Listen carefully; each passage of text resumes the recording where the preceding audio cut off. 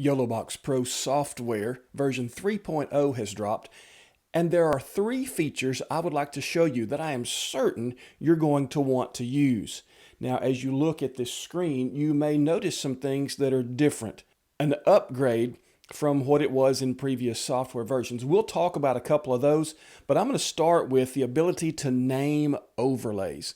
Naming overlays, when you run several, is going to give you the option of being able to, at a moment's glance, pick the correct one in the middle of a live stream. Now, I'm going to zoom in just a little bit here on this shot. And you can see that I have already named this particular overlay. Now, I'm set up for a Friday night football setting, and that's a touchdown celebration GIF that I keep on hand for when we score.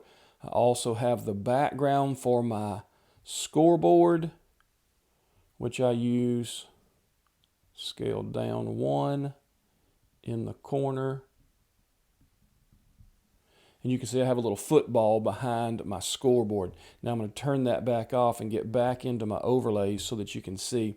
The ability to name them is as simple as touching and holding, hitting the pen, and then entering a name. A-C-E. Auto Collision Experts. So now when I go back into that, I can see that I have a name for that overlay. Makes it really easy. I can look at it at a glance and know. So the ability to name overlays is going to be a great feature for those that run several through a given stream. The second one I'd like to highlight is the ability to lock an overlay to a source. So if I have this particular view and I want to keep my football in that particular view, I can tap and hold. I can hit the lock button. So now the next time I fire that view, it's also going to fire that overlay. An overlay gets locked to the source that's to be viewed. Go back and unlock that one. And then the third one that I would like to highlight is one I am probably most excited about. It is video source cropping. What that means is I have the ability to edit this source in the upper right-hand corner of the source icon. I can choose cropping, and then I can scale to whatever view I would like. Now, I do have to choose fit to screen, or it will black border all that's outside the crop. When I choose fit to screen, it will zoom in on the crop. I can hit done. I can either edit the original video or save as new, and I'm going to choose save as new so you can see I now have my original HDMI 1 source and a cropped version of the same. Now, honestly, a crop is just that. It's going to be a digital enhancement of what's in that frame.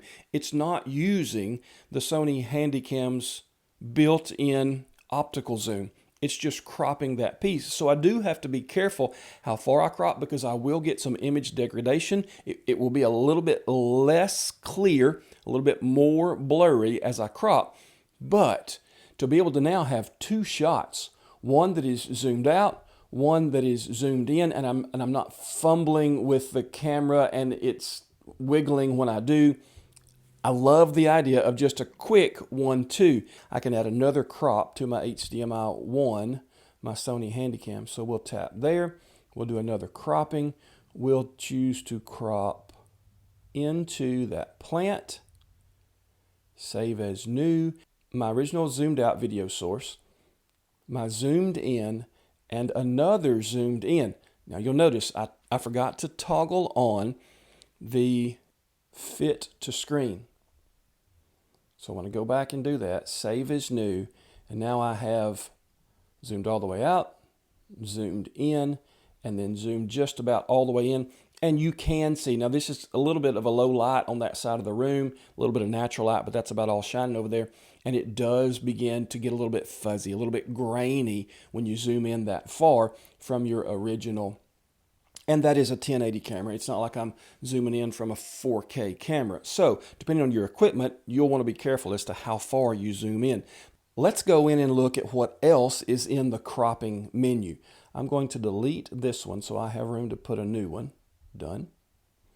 Tap there. In my cropping menu, I also have different aspect ratios that I can choose. Customize is the one that's very interesting to me because it's going to allow me to choose, yes, a vertical. It's also going to allow me to choose somewhat of a square. Save as new. And now it's going to border my edges and give me that square view that you might use in some social media platforms. Another option that we see in this menu is going to be our chroma keying. Now, it's not something I'm ready to begin to demonstrate, but it is something for those of you that are used to using a green screen are going to want to be able to use, and it's right there in that menu. Great placement for it by the YoloLive team. Video sources are now persistent when you exit a stream. You'll notice here I have a USB and a USB 1. That's no longer even attached to the YoloBoxPro, but I get both of them in my choices because it was before.